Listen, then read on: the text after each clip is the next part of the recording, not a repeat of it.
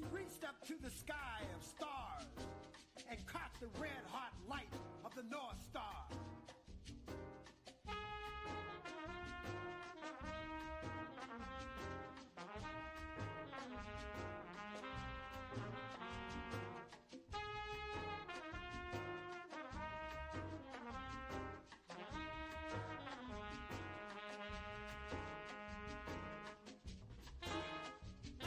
She opened the earth, walking with blood-soaked feet.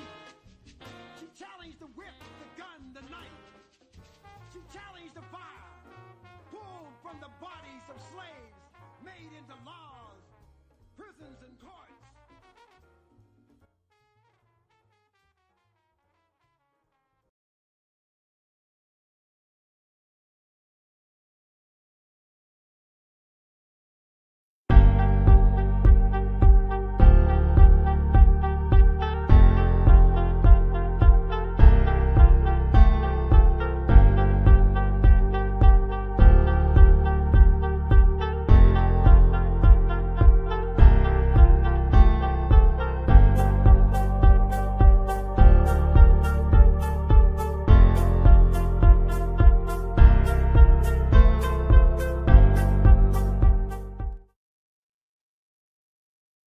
Good afternoon and welcome to the show. Thank you all for making the change and joining us here at 3 p.m. Eastern. President Biden on Sunday posthumously pardoned Marcus Garvey, who influenced Malcolm X and other civil rights leaders and was convicted of mail fraud in the 1920s.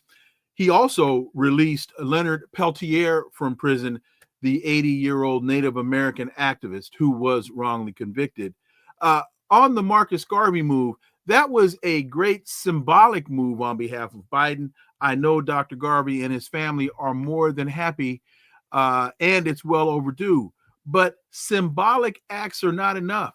President Biden had a golden opportunity to move the needle morally and move the needle politically. And once again, Democrats were weighed on scales and found wanting. How and why? Let's connect some dots and find out.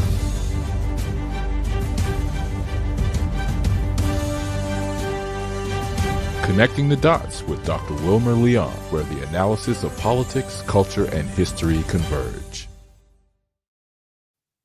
Welcome to the Connecting the Dots podcast with Dr. Wilmer Leon, and I am Wilmer Leon. Here's the point. We have a tendency to view current events as though they occur in a vacuum, failing to understand the broader historical context in which most events take place. During each episode, my guests and I have probing, provocative, and in-depth discussions that connect the dots between these events and the broader historic context in which they take place, thus enabling you to better understand and analyze the events that are impacting the global village in which we live. Today's episode, we're going to discuss presidential pardons. President Biden, again, pardoned his son, members of congressional investigatory committees, Marcus Garvey, and Leonard Peltier, among others. And God bless Leonard Peltier.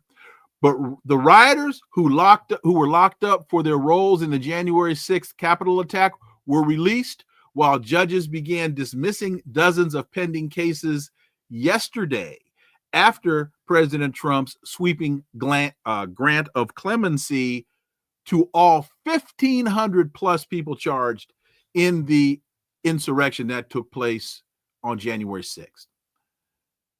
Now, my guest pled guilty to misusing campaign funds while he was in Congress, was sentenced to 30 months in prison for spending $750,000 in campaign funds on personal expenses in 2019. He sought a pardon from Joe Biden, citing the president's decision to pardon his own son, Hunter Biden. But he also while he was championing his own cause, he also championed the cause of over 77 million convicted non-violent felons who deserve another chance at life. His pardon was denied. Brother Jesse Jackson Jr., welcome back to the show. Dr. Leon, it's my pleasure to be here. So I want to separate the conversation from Leonard Peltier, because I don't want anybody to think that I have nothing but admiration and appreciation, love and respect for Leonard Peltier. It's great that he has been released, or I think he will be released within the next 2 weeks. So I want to remove him from the conversation. With that having been said, your thoughts on my open and what I consider to be an incredibly missed opportunity by Joe Biden. Well, there's no doubt about that. Let me first offer just a little bit of insight. For example, on Peltier, his sentence was commuted. He was not pardoned. If Correct. he were pardoned, he would have been released from prison immediately. And if he were granted a full pardon, it means that the offense for which he was accused would have never occurred in the first place.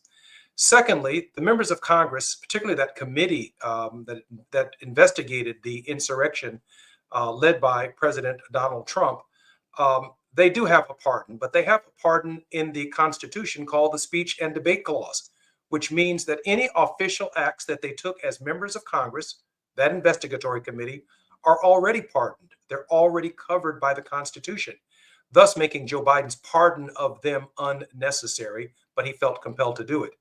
And the only other group that's missing from your opening dialogue are the 2 turkeys that he pardoned. Oh, how could I? Oh, man. Awesome. Yeah. Oh, thank you. Thank you. Because without that, the analysis would definitely be incomplete.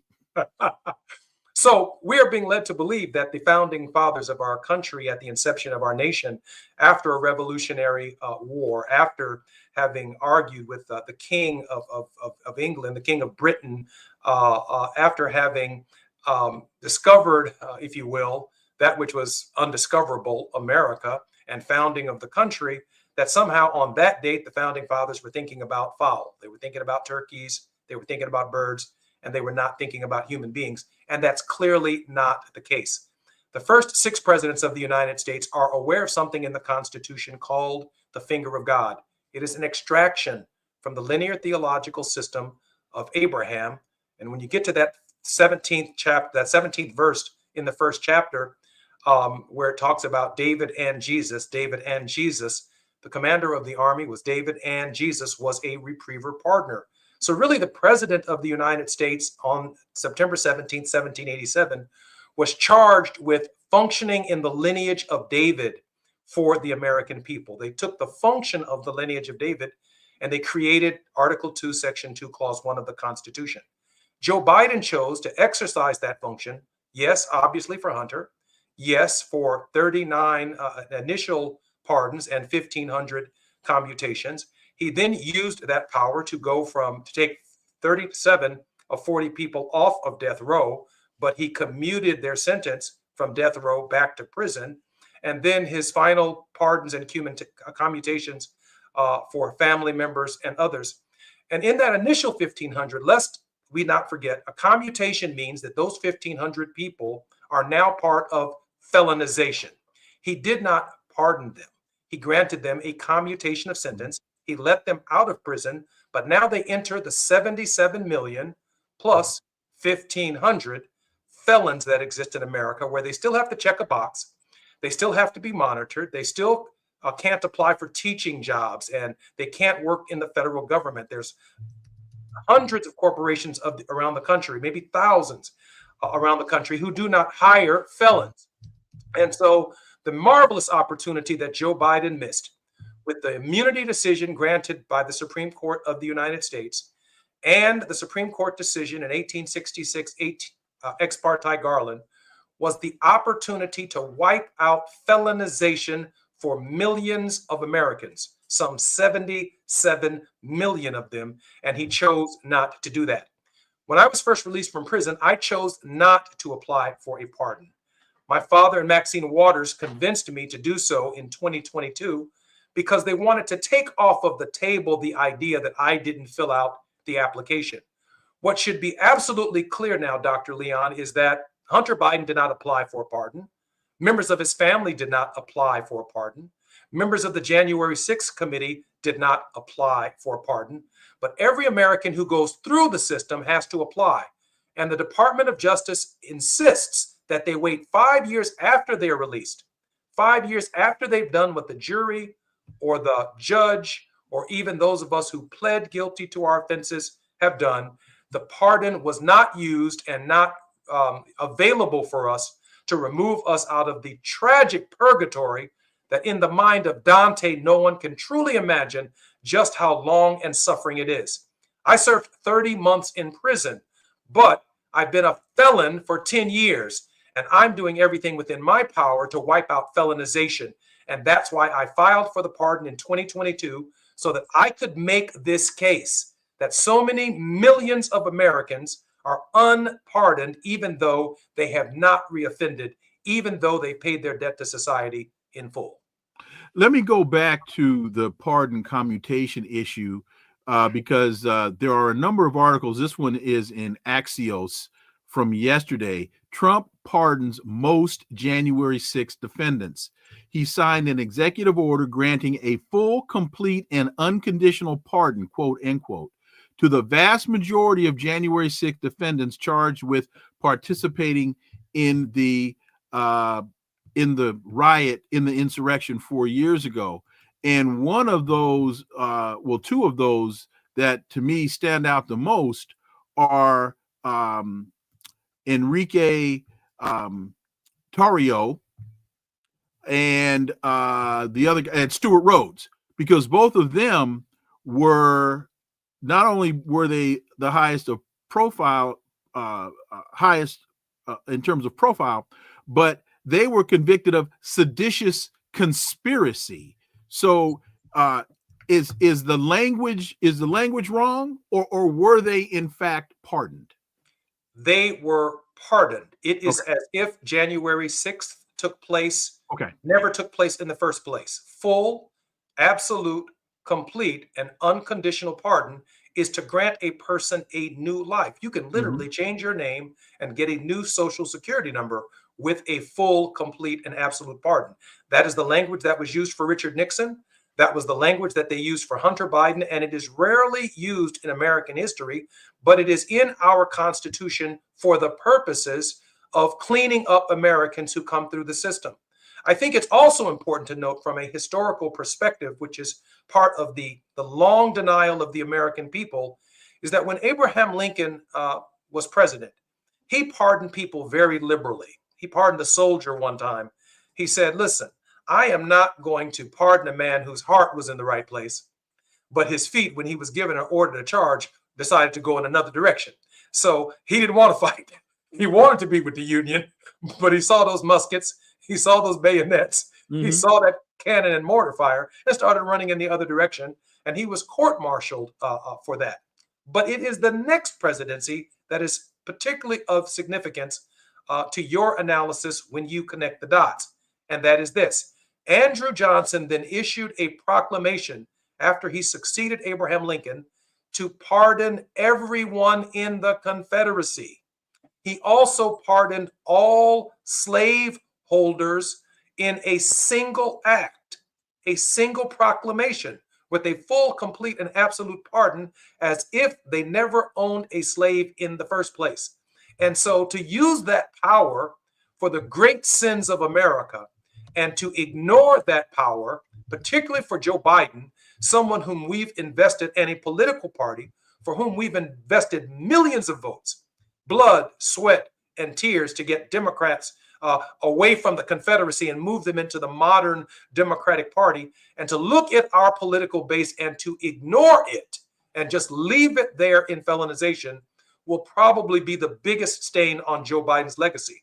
As we see these 100 or more executive actions that have been taken by Donald Trump to completely wipe out his legacy, Joe Biden had the opportunity to be the great emancipator, even in the final minutes of his administration, and he only deemed his own family worthy of such consideration.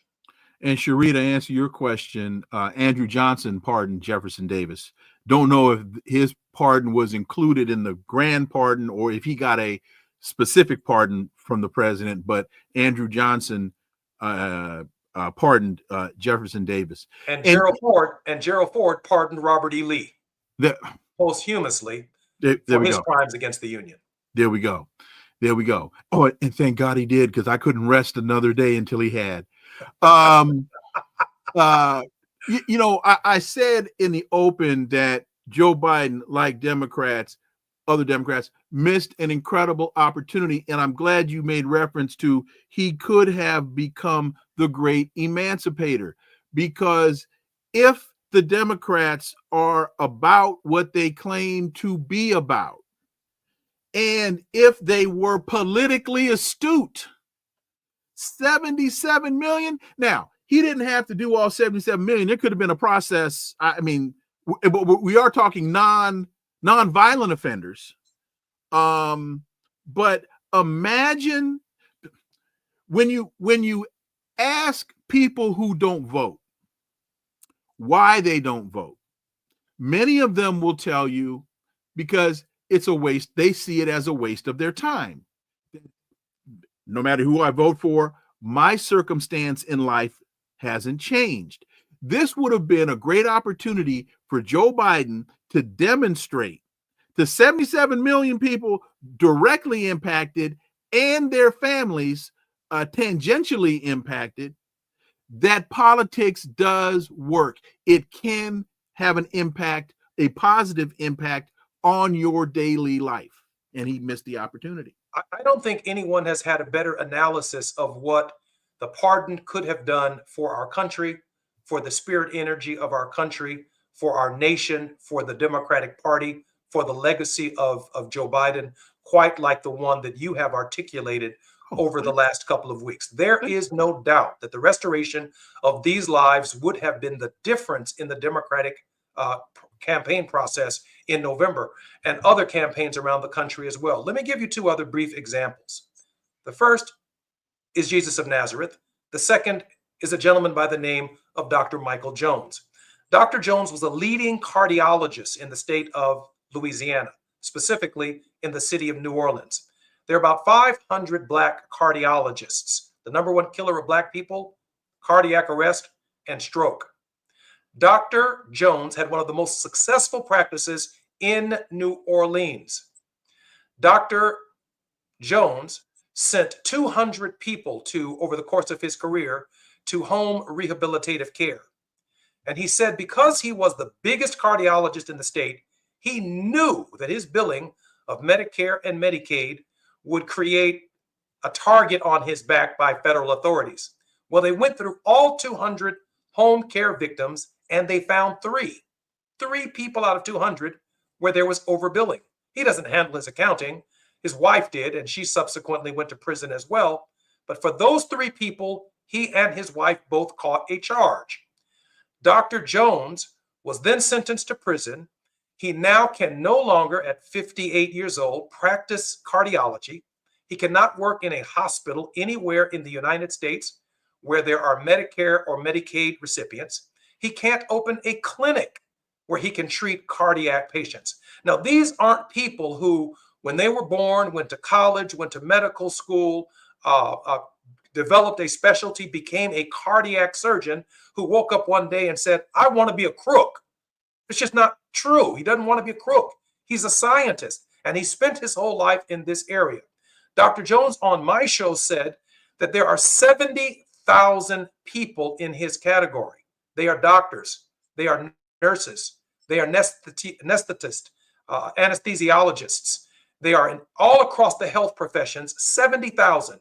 And he said, if conservatively, each one of those 70,000 people saw 2,000 persons, which is a conservative number, and that was an event of care, that's 170 million, 140 to 170 million events of care that are not being provided in our community because these men and women cannot be and had not been pardoned by the President of the United States. That's just 70,000 of the 70 million.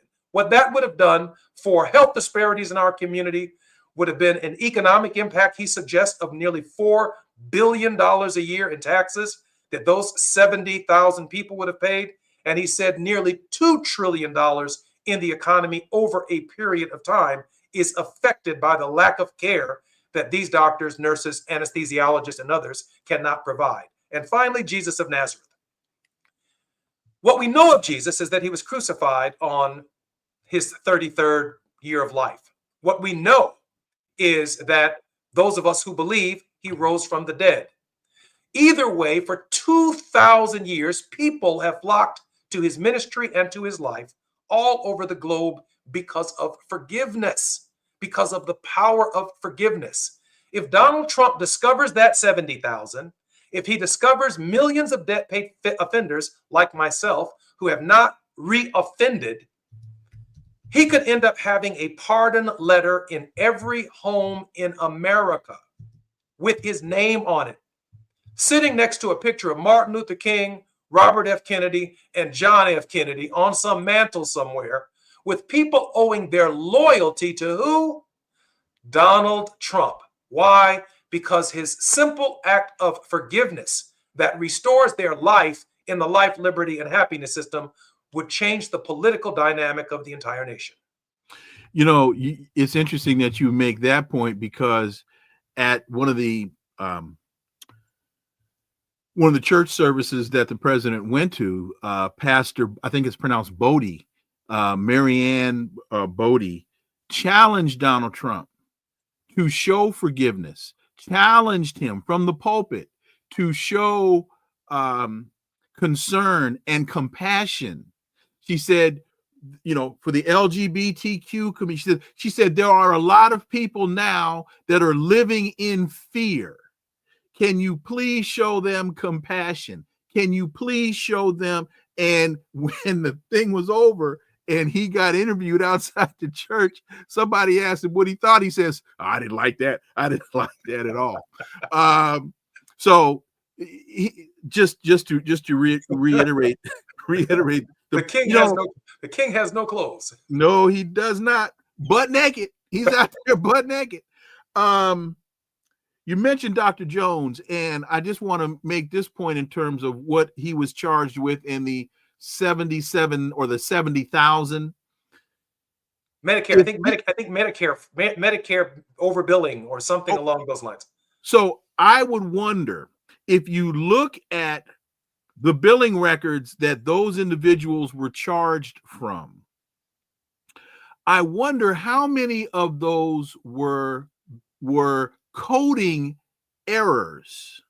Folks have to understand, when you go to the doctor and it's Medicare or Medicaid, there are code books that they use to classify the service they provide, and it's that code that they enter into the system that and sometimes things just get flat out misbilled. Mistakes are made.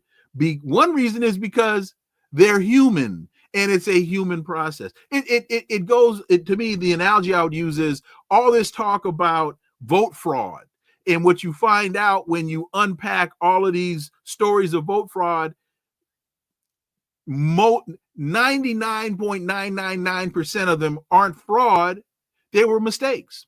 People just went to the wrong voting space or location. Yeah, that's right. So if you look at Dr. Jones, and most of that, I would venture to guess, was just a simple coding error. You know, I'd like to make sure before we end our program, and certainly when we're off air, to give you Dr. Jones's information. He'll make a fascinating guest for you. You'll be amazed at this scientist. But I suspect, yes, some of it is definitely coding error. But he has other examples. He talks about a 70-year-old African-American woman who's an oncologist. And you know what she got locked up for? Prescribing Ensure. Oh, well, yeah. No. Prescribing, you mean the protein drink? Yes, the protein drink. Well, wait till you hear him on Connecting the Dots tell that story. And so it's these kinds of lives, Dr. Leon, that need to be restored, that we cannot leave behind. And when you think about the president pardoning his family, and the only way out of felonization, if you ever caught a federal charge, is from his pardon pen. So I totally disagree with Donald Trump pardoning men and women who did not pay their debt to society, who walked out of prison yesterday, today, and tomorrow for what they did violently at the Capitol of the United States. but it is his right. But he also has, under Ex parte Garland 1866, the ability to remove shame, blame, guilt, this is in the Supreme Court holding, from the lives of people, from the lives of people. I'll give you another example. Abraham Lincoln pardoned a man who is nameless in history for sleeping with a duck. Quack, quack. He had an inappropriate relationship with a duck. And the man was so embarrassed about it that Abraham Lincoln said, let the man be pardoned. And then the pardon takes the blame off of the man, and the president then assumes the responsibility for the restoration of his life. Lincoln said he was, other than that, he was a great citizen and been a great man. Let him and his duck go on and do their thing. Douglas Campbell, thank you for that $20 super sticker. You know, and I've had there's a brother Norm Clement, Dr. Norm Clement, who pharmacist and dentist. He got, I'm not gonna go into his whole story, but he falls in the Dr. Jones category. There has been and continues to be a concerted effort by the United States government to attack Black physicians, to attack Black pharmacists, as the major pharmacy corporations want to expand in the neighborhoods. What do? They remove the family pharmacy in the neighborhood. One of the things they got Norm on was they looked at how far his patients were coming for his services, and they said that his patients were coming from too far away. And that was because there weren't any pharmacies in their area. But none of that mattered when the government wanted to do away with Pronto Pharmacy. I think that was the name of his pharmacy in Florida. So I want to add one other quick point. Don't forget now, by not being pardoned by Donald Trump, he puts the debt-paid felon, men and women who paid their debt to society, in a precarious position. They now have to go to Donald Trump and ask for forgiveness. And he seems to be open to the idea of forgiving just about anybody. So there is already going to be a migration of people away from our politics, our progressive politics, to Donald Trump, because this is a life. We're talking about people, including myself, who are fighting for their lives. And everybody's fact pattern is going to be different. In your opening, you said I was accused of using $750,000 from my campaign. But what it really was $75,000 a year over 10 years. Okay. I'm in Chicago, but I moved to Washington. I never had a job before when I got elected. So now I have a house in Chicago, a house in Washington, and 2 kids came. And suddenly I said to myself, these are the expenses of being in Congress. And since I'm not a person of wealth, I got a big name, but I have no money. I live in my campaign fund, like other members of Congress do. It's just that they established probable cause in my case. The newspaper articles took it to another level. And it's like I walked into a campaign and took some big bundle of money from myself that I never had. So I know your time is very short, and I greatly appreciate you doing this. Are you going to ask Donald Trump? Are you going to seek a pardon from Donald Trump? I'm going to seek a pardon for 77 million Americans, because we cannot wait 4 more years. Their lives need to be functioning right now. 4 years from now, I will be 63 years old. When Donald Trump is no longer president, under the present presidential behavior with respect to the full pardon, I'm 8 years away from someone even considering my life. And if that person runs for a second term, I am 12 years away from someone taking the risk to pardon me. And they might just do it. They might just pardon their families. And I will have waited another 12 years when I was only sentenced to 30 months. And so the Department of Justice itself also needs to be challenged legally. They require 5 years before you can even apply for this thing. And now what we know is Hunter Biden didn't apply. The Biden family didn't apply. The January 6th committee didn't apply. Paul Manafort didn't apply. Roger Stone didn't apply. The rest of us have to wait and apply. But when presidents want to pardon, they can pardon someone for having a personal relationship with a duck. Quack, quack. Brother Jesse Jackson Jr., thank you so much. Where can folks find your show? When can folks find your show? You can download the app, WVON. in Chicago. It's on the Apple iStore, and you can also get KBLA. I'm on the Tavis Smiley Network, and we are trying to build a national platform. Dr. Wilmer Leon will be a regular guest with his political analyst on my show, and he will always be welcome, and I'm grateful to have this opportunity to speak to his listeners. And I'll be on your show at the top of the hour. So looking forward to it. My dear brother, thank you so much. Greatly appreciate it. And keep pushing the issues, because Lord knows we need your voice.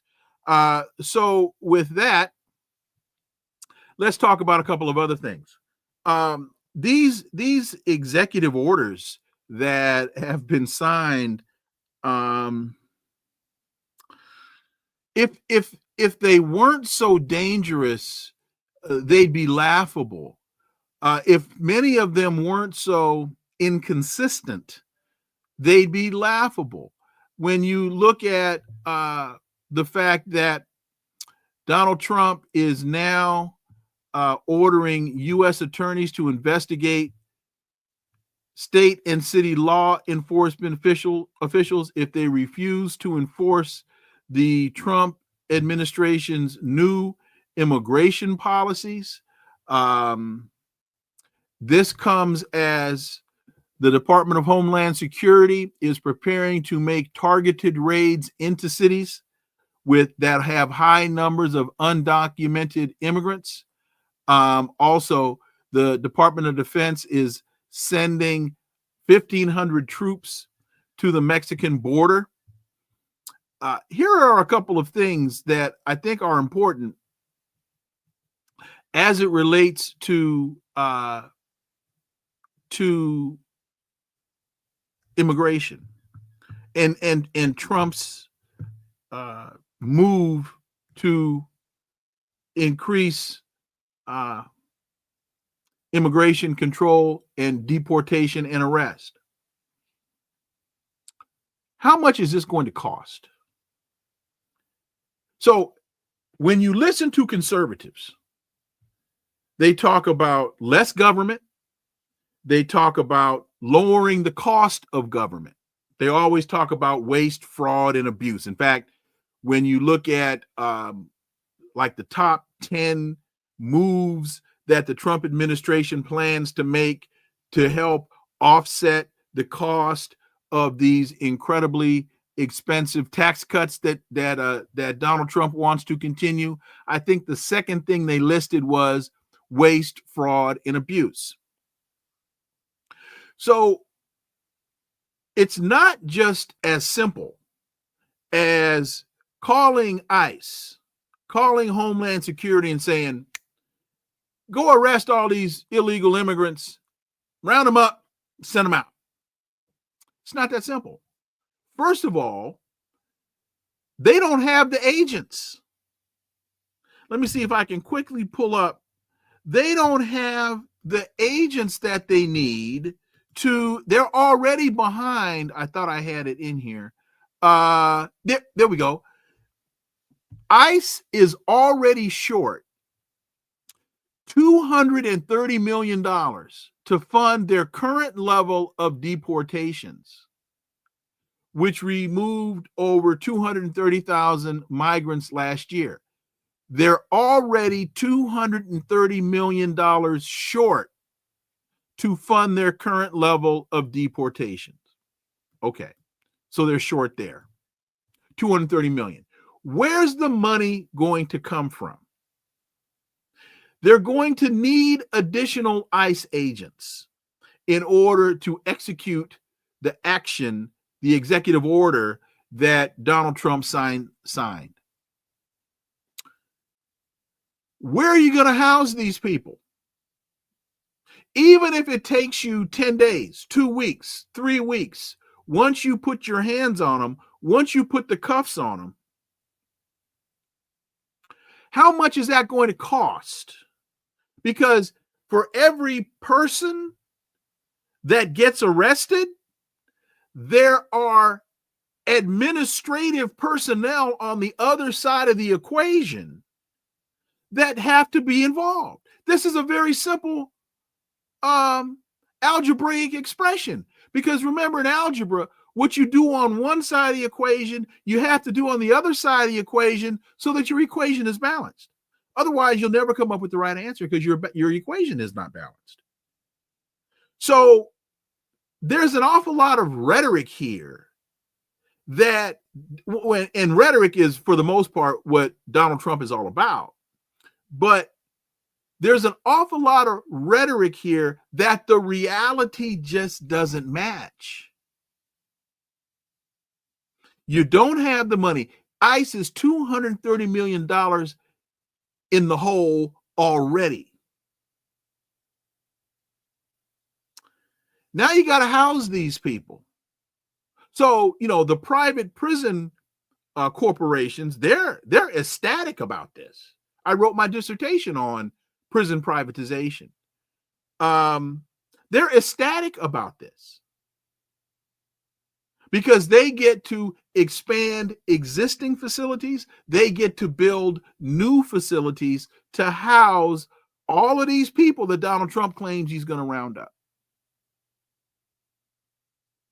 I don't think you can just snatch these people off the street, throw them in a holding cell, and then take them to Dulles Airport and put them on an airplane. I think there has to be some administrative procedures that they have to go through before you can deport them. Otherwise, how do you know that the person you're deporting is the right person? That involves people. Those people have to be paid. How many people are you now going to have to add to the administrative process of this massive immigration sweep that you're about to get involved in? How much is this going to cost? And where are you going to get the money from? As you cut taxes for the 1% in this country, where you gonna get the money, homeboy? How you gonna pay for this, partner? And not to mention, you want to mess, as we talked about this before, you want to mess with the 14th Amendment. We talked about this yesterday. You want to mess with the 14th Amendment. And what the administration has to do is twist itself all into knots. Twist itself all into knots in order to try to rationalize. I can't even use the word justify because there's no justice here. I'll say rationalize. The first sentence of the 14th Amendment, Section 1, the first sentence, all persons born or naturalized in the United States and subject to the jurisdiction thereof are citizens of the United States and of the state wherein they reside. Now, from some of the reading that I've done about the Trump administration rationale here is not all persons born or naturalized, not that part of the sentence. They, I think, are going to try to hang their hat on and subject to the jurisdiction thereof. Subject to the jurisdiction thereof. So they are going to try to, I guess, present themselves as legal contortionists. And they're trying to structure an argument that somehow says because they're illegal immigrants or because their parents were illegal immigrants, they are not subject to the jurisdiction of the United States. Well, if you're not subject to the jurisdiction, how can you be arrested in the first place? The thing that enables a DC cop to put me in handcuffs and put me in a squad car and take me to the 4th, 5th, 6th, whatever precinct they're going to take me to, is because they have the authorization based upon the jurisdiction to do so. So, for example, I don't think a DC cop on vacation in Wyoming can arrest me. Why? Because a DC cop is out of his or her jurisdiction. Once they leave the confines or the border of Washington, D.C., they are no longer in their jurisdiction. So a DC cop cannot arrest me in Montgomery County, Maryland, because he or she is out of their jurisdiction. So somehow the Trump folks are trying to construct this argument that the statement subject to the jurisdiction thereof doesn't apply to children born in the United States from parents that are undocumented. I don't get it, homie. How do you dot that I and cross that T? Because again, if they aren't subject to the jurisdiction, you don't have the authority to arrest them. Let me give you an analogy. Diplomats. They have diplomatic immunity. That means you can't arrest them. Because you don't have, particularly within the confines of their embassy, a DC cop cannot go in to the Israeli embassy and execute the international arrest warrant that's out there for Benjamin Netanyahu or Benjamin Milikowski. You don't have the jurisdiction because the confines of that embassy are considered to be the property of the embassy. So I don't get it. How do you arrest people and then say the 14th Amendment doesn't apply because the jurisdiction doesn't apply? That's going to be, and by the way, and by the by, the courts have already decided this.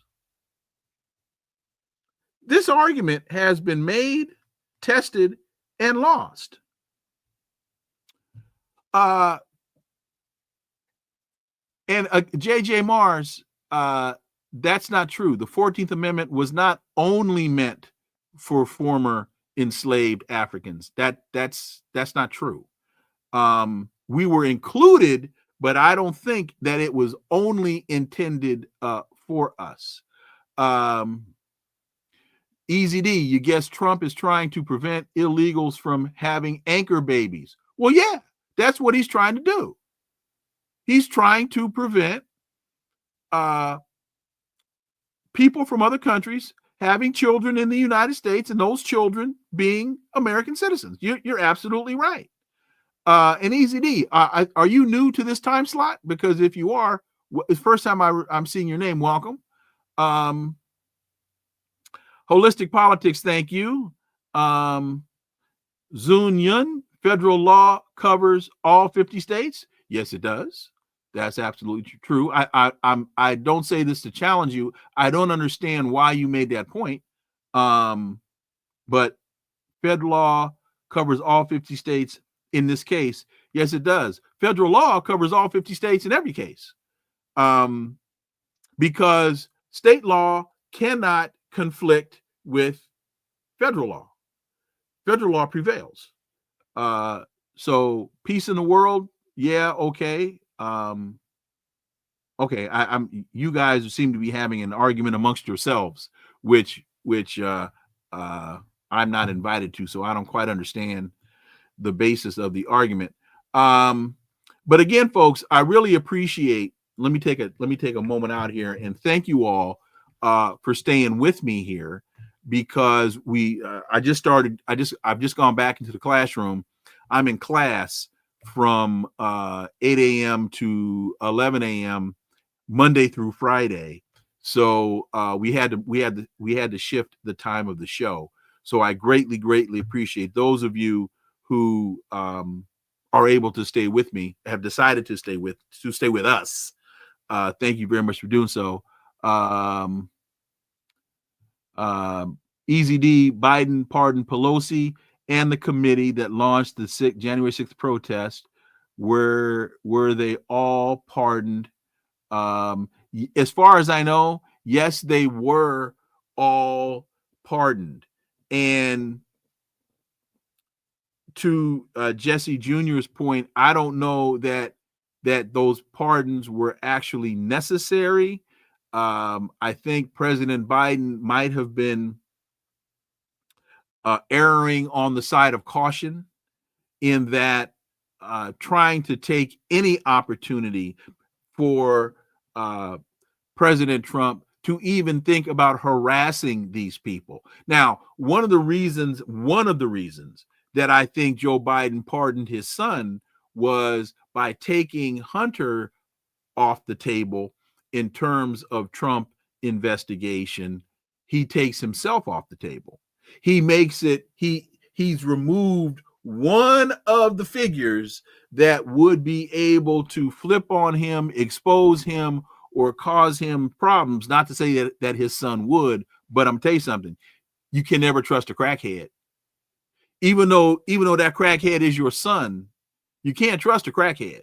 So Joe, by taking Hunter out of play, protects Joe. And I talked about this before. As a father, I truly understand. If I'm in the position to take care of my son, I'm gonna take care of my son. But I say again, you can't ever trust a crackhead. So there's no guarantee that Biden that. Let me give you a scenario, and I'm not saying that this is going to happen, but let me give you a scenario. Hunter Biden, because of his crack-esque proclivities, finds himself in another jam. And so the Trump Injustice Department sends a operative in to take advantage of Hunter's compromised sense of will and strength. And so Hunter then finds himself compromised. And of course, they've got video, and of course, they've got all kinds of other evidence with Hunter in this compromised position. And the only out for Hunter is to flip on his dad. Now, you can call that a conspiracy theory. I call that looking at possibilities of reality. And because you can't trust a crackhead. And there you go. So if that was not an intent of Joe Biden in pardoning his son, it was still a very smart thing for him to do. So, you know, some of these other federal law does cover all 50 states. Yeah, it does. Cherie, I don't know what that's about. Ask Ray McGovern. Ask Ray McGovern what? Ask Whitney Webb what? I'm trying to figure out what the question here is. Anyway, so another thing that Joe Biden is that Donald Trump is doing now is this DEI issue. He's now putting the kibosh on DEI.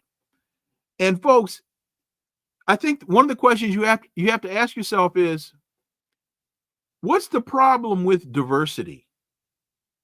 What's the problem with equity? What's the problem with inclusion? Why is this now under the umbrella of Donald Trump? Why is this such? Oh, because he wants to make America great again. He wants to take us back to the past when America wasn't diverse, when America wasn't equitable, when America operated on exclusion, not, you know what? I just answered my own question.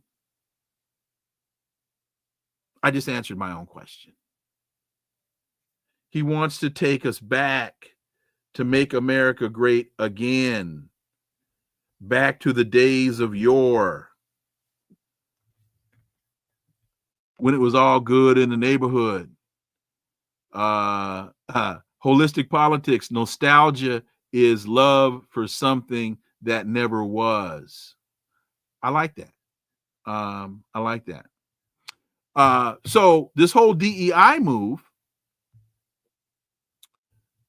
So now Walmart has abolished their DEI compliance task force. McDonald's has done the same thing. So I suggest, fine, I'm not going to spend my money where my interests are ignored. I'm going to say that again. I'm not going to spend my money with an entity where my interests are ignored. So, those of you listening to me, think about the next time you want a Big Mac, you have a Big Mac attack. No. Why shouldn't McDonald's source as much as possible from as many diverse entities as possible, so long as the McDonald's standards are not compromised? Why shouldn't Walmart source as much as it can from as many diverse entities as it can, so long as their standards of quality aren't compromised?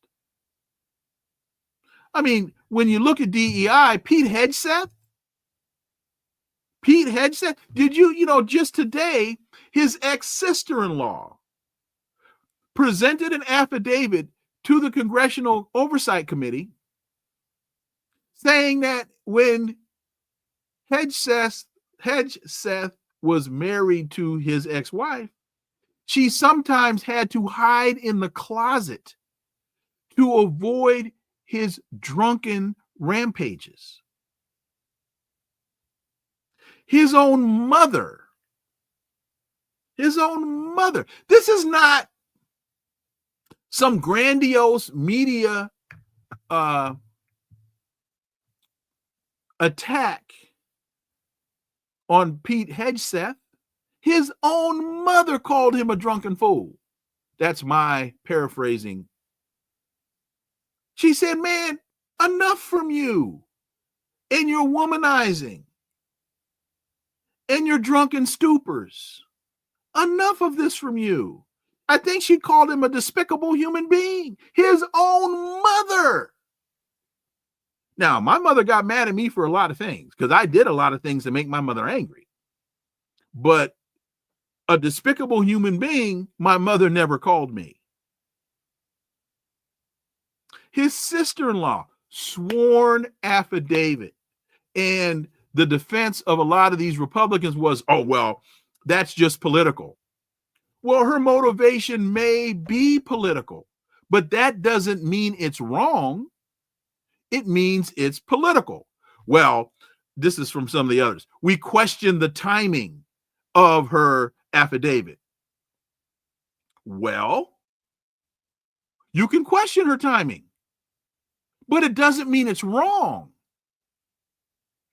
You can question her motivations, and her motivations may be all political, may be personal, may be whatever you want to ascribe to them. But that doesn't mean what she's saying is wrong. But that's the out that they like to use. That's the brush that they like to paint with. Again, Pete Hegseth is nothing but a DEI hire. Robert Kennedy Jr. has no background in public health. No background in public health. That's nothing but a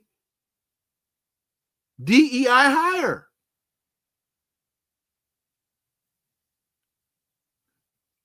Rubio, well, I don't know if he's in the Cuban mafia, but I know that one of his close cousins, I think, was, and I think that's been reported. And for as much as I detest Lil Marco, as Secretary of State, he's qualified. Again, I think he's a despicable human being, but I can't. Marco Rubio is a smart guy. Marco Rubio is a well-read guy. I think his politics suck, and I think that he has shown he has zero character in how he has flip-flopped in now, with his love for Donald Trump. But I can't question his qualifications to be Secretary of State. But when he walks into a room with Sergei Lavrov, he's brought a pea shooter to a gunfight. When he walks into a room with Wang Yi, the foreign minister of China, pea shooter at a gunfight. Marco Rubio outgunned, outthought. Make no mistake. But Zhu Yun, the reason I say that Robert Kennedy is a member of DEI is because he's being hired for a position. It's white folks DEI. He's hired for a position he's not qualified to fill. How do you put someone in a position to oversee health and they have no public health background? That's preferential treatment. That's white folks DEI. He has no public health background. Donald Trump wants to remove the United States from the World Health Organization. And what a lot of people don't realize, one of the values of the World Health Organization is the flu you get in the United States in December is the flu they were getting in Australia in June. It's the flu they were getting in France in September. It's the flu they were getting in Beijing last April. And so one of the things that they do with the World Health Organization is they coordinate data and information so that you can understand what's going on around the world before it gets to your doorstep. Anyway, folks, I got to get out. Thank you all for following us now to the 3:00 time slot. Can't make the show tomorrow.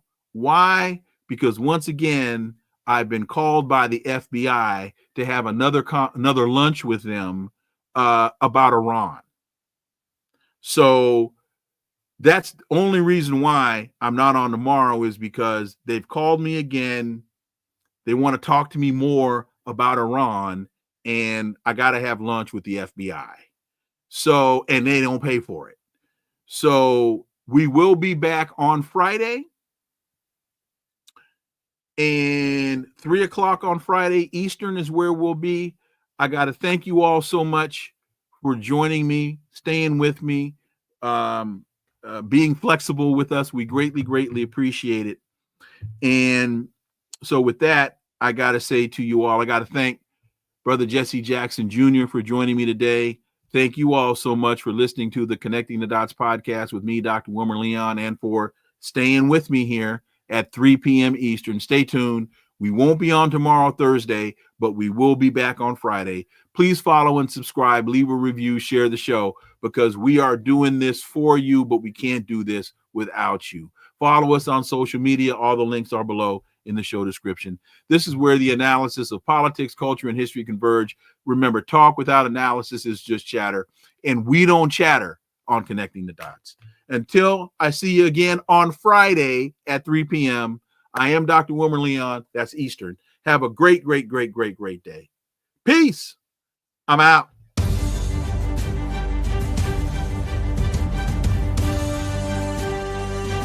Connecting the Dots with Dr. Wilmer Leon, where the analysis of politics, culture, and history converge.